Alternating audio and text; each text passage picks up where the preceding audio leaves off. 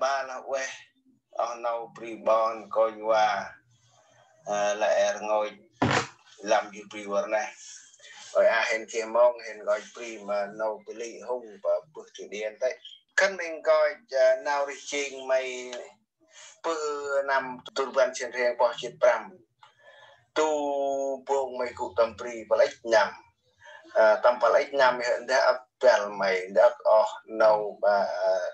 hôm bà roh bà đồng a bà đồng ri kia này khép cầm tàu tạc tiếng tạc hôm kịch bồi hôm kịch lang ở bên lại cầm pri là mà họ ta kia là ấp đây nào mấp à nào mình gọi ta chỉ là gọi dray nào tầm pri mấy bài bồi cuộn coi bal lươn nà rồi chỉ có tầm mật nà lẽ tiếng tây nào cụ ôi sana ikan inau kada lợi tiếng tây là nào mấy tầm pri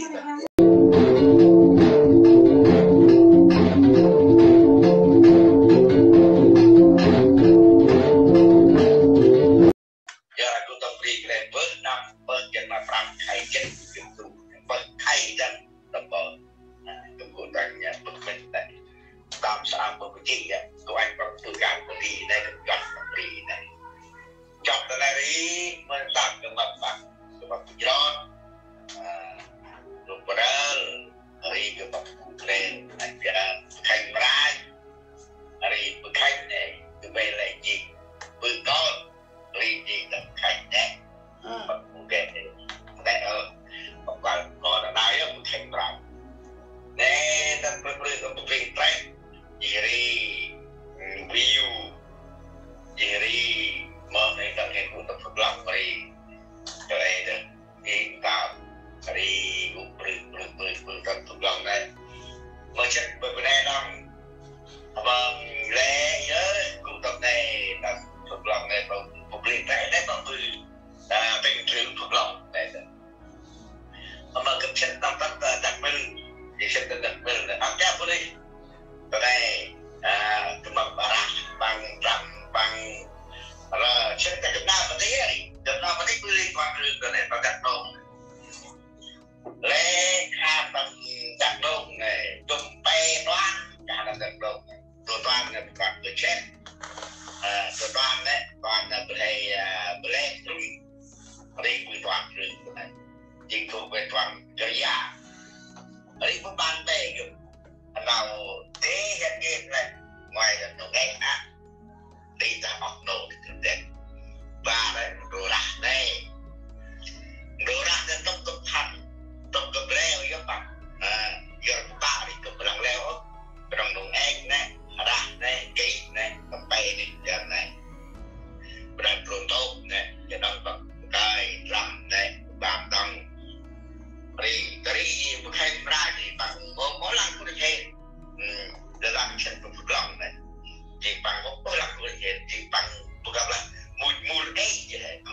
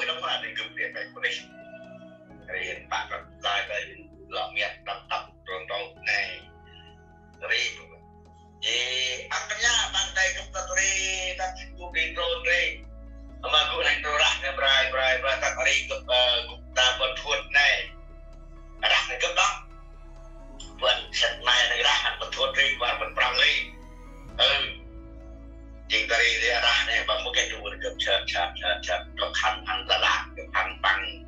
khăn Đà Lạt hiện hành này khoác mấy ngày đấy rồi ra làm một bì nữa ta tự đăng mấy bắt mày bọn nghịch bạc của cho hai hết bắt mày ba chính là bùn đừng mà ra và sẽ có họ bỏ bú và bỏ mày sẽ có họ bú vậy này tắt ấy cầm mà chết là bị drone này bữa hành là bị drone này cũng bị drone này cũng bự liên quan đến đám bắn quân này liên quan đến cái khả năng này thì cái này cũng đánh cả đất của nó ra cái là để ra đâu cũng đánh bắn đất của nó và bạn khả năng này đấy cũng gì vừa cần bằng vừa gầm bằng quam bằng tin bằng gì oanh bằng gì ấp khả năng này thì cũng có ba cái bom bằng đi một cái anh đấy đơn cái hàng Việt Nam rau những nơi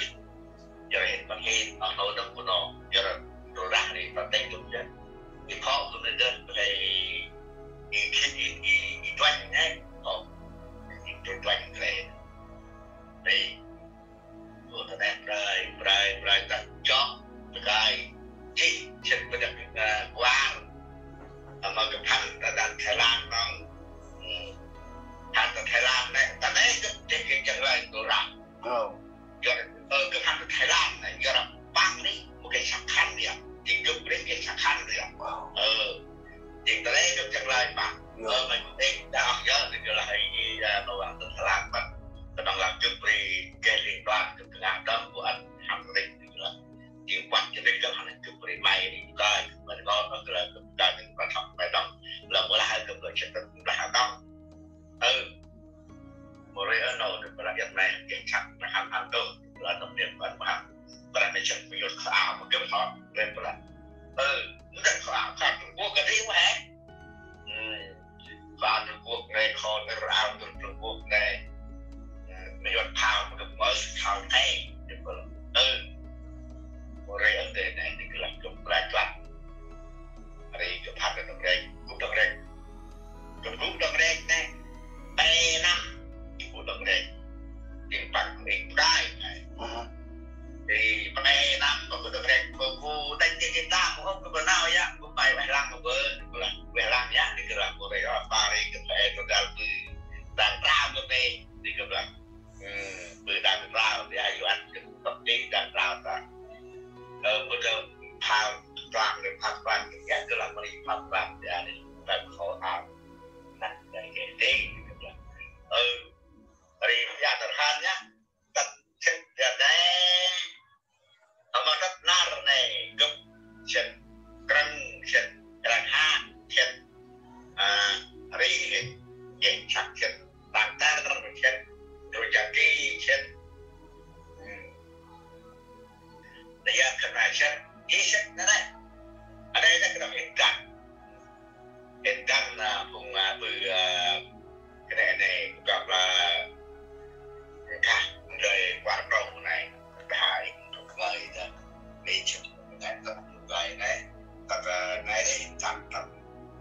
cái này là cũng coi kia này cũng là cái thói ở đây này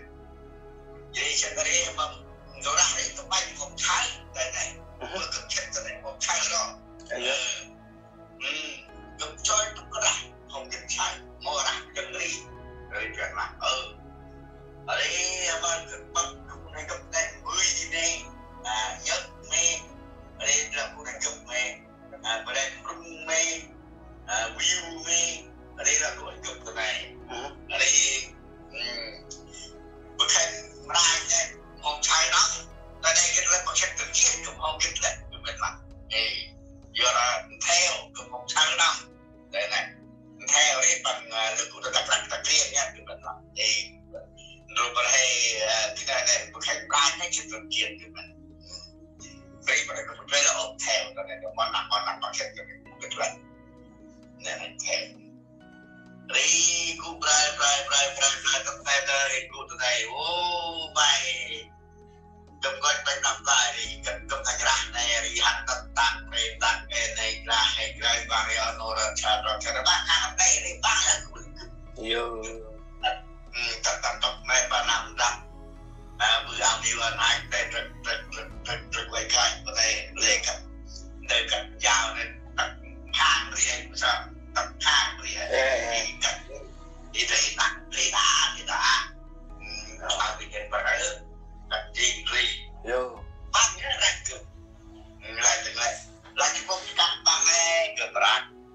cặp băng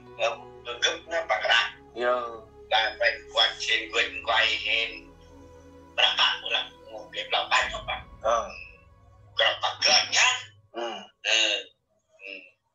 là mai piu với bánh trộn là trộn trứng lên là quýt thì quýt cần tay sao được đi mới được chứ sao mà lại đi xa được là này sao là bánh chưa bánh đun bánh cơm bánh tay bay cứ mà lên bánh đó là đi bay cái đồng từ bánh về cơm cái đồng từ bánh cái quẹt cái đồng từ bánh quẹt của bạn cũng bánh quẹt mày này cũng rai mày đã Runa ra này bữa tầm bả mày tầm bè một năm hơi là mày cầm nguyên lạc cái thứ á nhờ là bạn thì tầm này là trăm đông bằng cái này thì cầm đi tầm bạn tầm rạc tầm bát tầm ra nha tầm bạn đó là ta theo nó phải cầm tầm theo tầm bạn cái này nó phải tầm này vui à hết một点cho làm yêu cái này vui à cái này đi sẽ tập cái đi tập hành này sẽ mở Đà Lạt này cái cuộc tham gia này ba pe cái cuộc Đà Lạt đặt mông tận bao là ba pe cái cuộc này là đang chạy na Đà Lạt này pe đi hiện cuộc đây đang tập cầm tập con bục cây hiện cuộc này hoạt động con bục cây cầm cứ nằm cầm cứ một trăm mạng rồi này mày cũng cần cứ cho bạn cũng đã bỏ đó cũng cái cũng tập đi tập chặt đó thì cần cứ để phao để đi kìa giờ kìa con tao khát một tinh tăng mình để đi kìa việc mày tập cái được bà được tụ điện này đi cũng chân tập này chân tập cái đi học này nhưng đã có lạc cái tầm thẳng tầm thang đấy tập bông cái tầm đen là tê đấy tầm này thì cứ lấy cái bù chúc và bằng đi bằng tầm này cực lợi choát chặt đi không chặt vườn đi ăn thực dụng và bằng cái đấy thẹp đi một lần thẹp vào đây thì dùng một cái tầm này để bánh cái chất bực mình bánh cái tóc lên đi mới sợ đi tôi đặt cái đây dạ là mày ghi mày buồn về ba nôm này bè đấy ông chồng khanh rai này ông chồng khanh rai nữa mày ba leo bánh tuột bánh ba mày xa mày hình ra cứ quay lôi mấy cái con rùa vậy á đừng bật ra bằng cách là bằng tặng thì cũng có đấy mấy cái con rùa ông chồng kẻ và đoàn người sẽ cầm thôn và là đừng là mày đi bước tay gấp vào chính con có mẹ lên mà là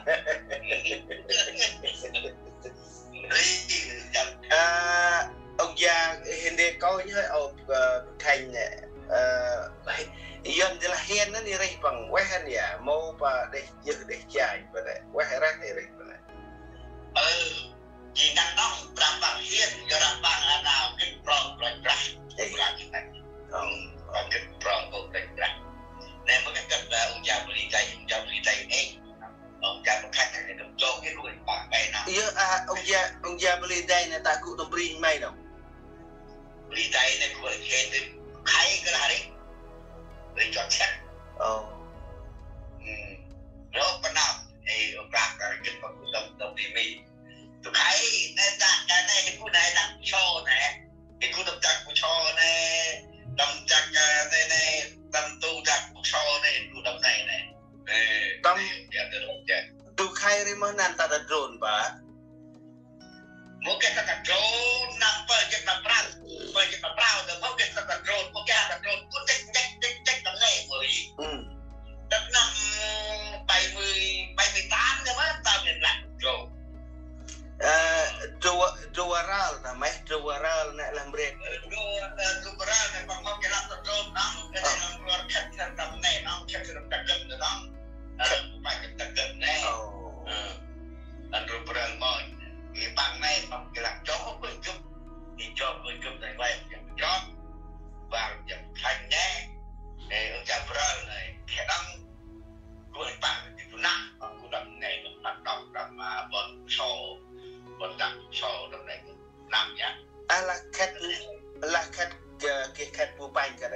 mom ấy này mấy dùng mà tập mà rồi mẫu là hệ đọc ra tập ra cho nên đây rồi rồi tốt rồi năm tập đặc mát lên đấy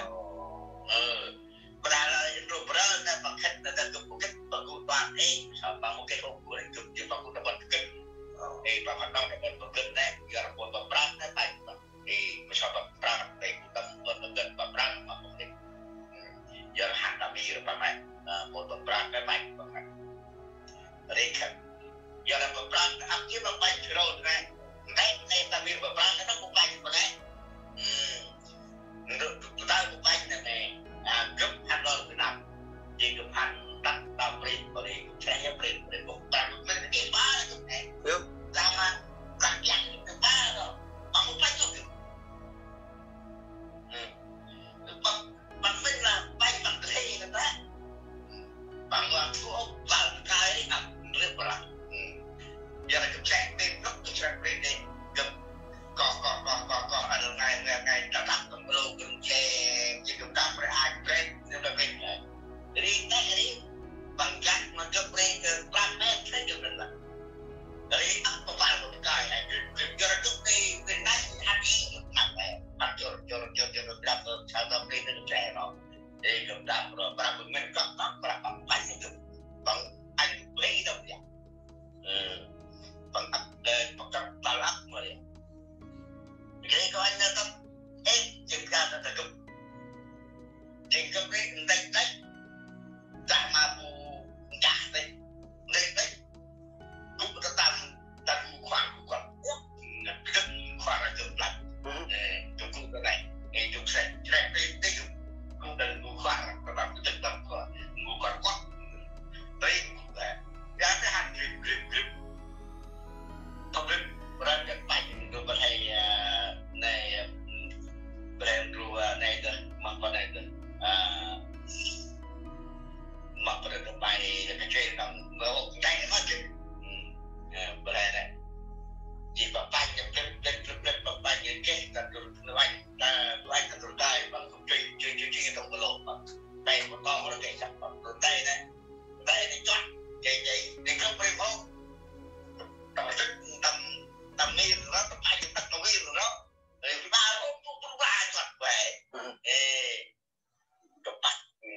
tầm giờ nó chắc cũng tầm nghi rồi này chỉ rồi tầm nghi nó cần lấy để chọn nó được gì là được mà đừng tại là được các bạn có tay là bạn tại là tí nữa là một cái cứ là một cái ta thấy ta kêu cái bạn thì ăn được với được là là một đứa là trùng rèn đó là trùng rèn đó hari mà chơi cái tôm nè mà tôm và tập cái xe đi mà sẵn và tập cái xe rèn bằng tay này bên bạn tay mẫu cái tay bằng một cái bạc bằng lúc vừa ra một dài á bằng cái tay nắp rồi đó đây cái bộ mặt nhà mặt bằng được thì cái bộ mặt bằng này cái bằng tập trung rồi bạn được còn đây còn này bằng tập trung vì cái đấy có đủ cái này đó bạn tổng tổng việc mua lại lấy việc cũng đặt không tiền lớn đeo tổng thì bằng một cái chụp em đã rồi dân cái này rồi ngô cái một cái tông rồi dân chữ hiện cái này rồi dân chữ hiện cái này một cái vận động là vận làm lên rồi vận làm là bấm cái loạt là 500 là bấm ra thì là 500 giờ đây là bạn không thể ngồi chế rồi nhận này thì giờ bạn đặt là vận làm cái hình tung từ cái máy vận làm này bạn thẻ ăn ra ăn làm việc các bạn chúng ta phải chọn bằng kỹ thuật chuẩn bị ai cần tập từ cái dây ai cần tập từ cái lúc ai cần tập từ núi á đúng không anh ta chỉ một cái anh chỉ một cái ta thấy anh thầy việc này chọc đi thì đó một cái non tóc nơi coi nó ta có đúng buông này mình tập lại mình tập một cái em ta mình bàn ra gì còn làm về chơi là một mình là hay còn làm là chơi còn bé còn làm khỏe lắm mình được gì thì nào còn làm rồi mình đặt đi đặt ngày để mua thêm còn làm Drum hôm em à Ram cái trầm cái ô dương mình lưng lộ máu trầm cái ô trầm nữa trầm này ô rồi cái ô bọt cái nào cái đồng đi đây cái ô bọt đặc biệt đấy trong ta bọt cái này còn thành theo này ram chết này đây các con cái nào này với con đầu nghe này nhớ với cái này thì bơi cái này rồi nghe cho là chết thì con bay la cái này còn đang tập trung là một nụ nghe không cái này blend cái này lên phải blend bụng này thì blend bụng này bụng bí cái này nữa cái này cái này cái gì mà nữa ba cái này trong khi nhất của ba cái này tặng ta là cái này anh tặng ta ra cho jadi hanya cái này đó mà cái kia cái cái môi jadi cái ilmu biên đi chọn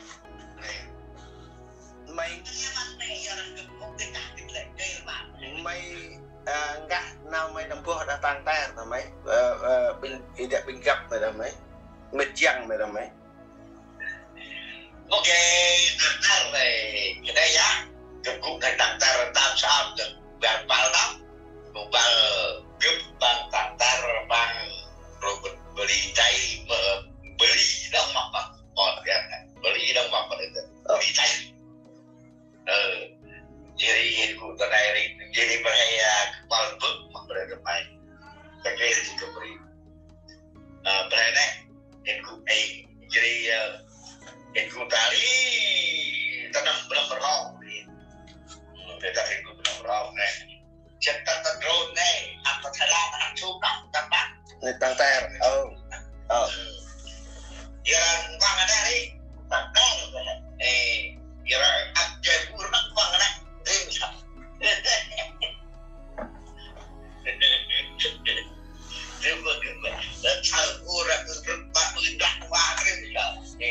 nàng này đẹp trai oi bà mộ ông mộ đăng thế đây với mẹ mà đã chặt vào cái này đang nhắc mà lại bằng mà luôn mua cái ông mua mà làm mấy đồng đâu cái rong chọc anh mới làm là rong chọc rồi bôi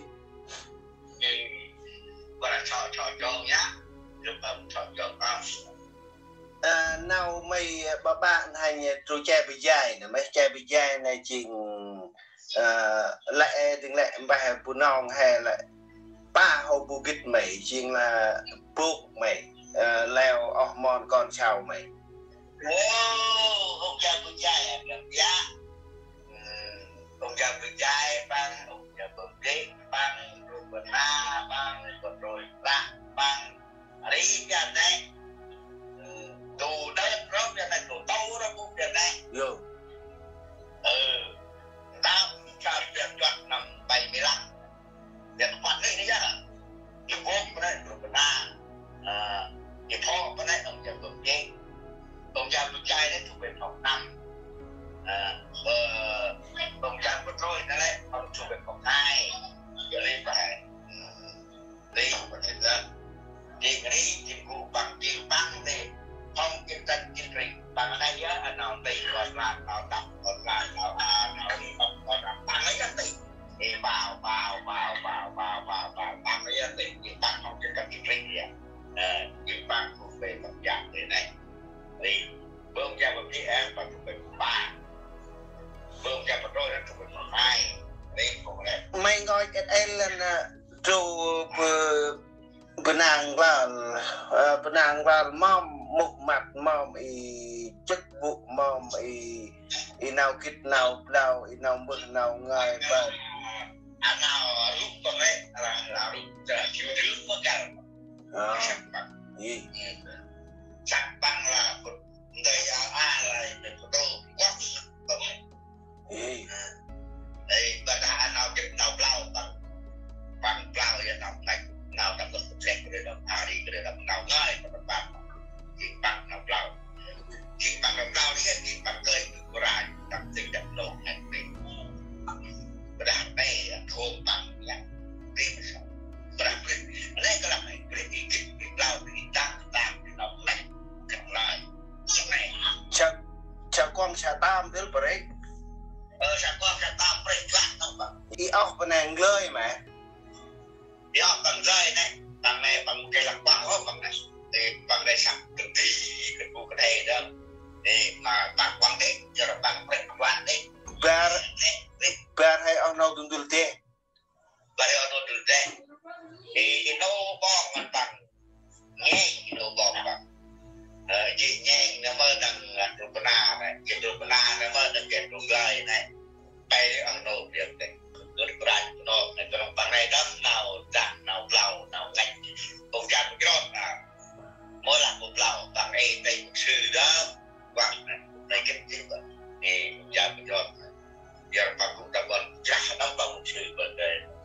bữa đây này mình một rồi ra này là những cái đó bằng cũng bữa đánh mấy bữa đánh hả một đánh này một bậc bình ngàn mà để có thể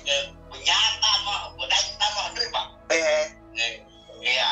bằng cái này cũng nghe không có định cảm thấy một cái là chạy cái này không thể cái nó cũng để bằng một cái nào cái đi cái nó chậm đâu cái này đó bằng cấm hót đằng sau này nó khất vào này yếu này thầy nó khất vào vô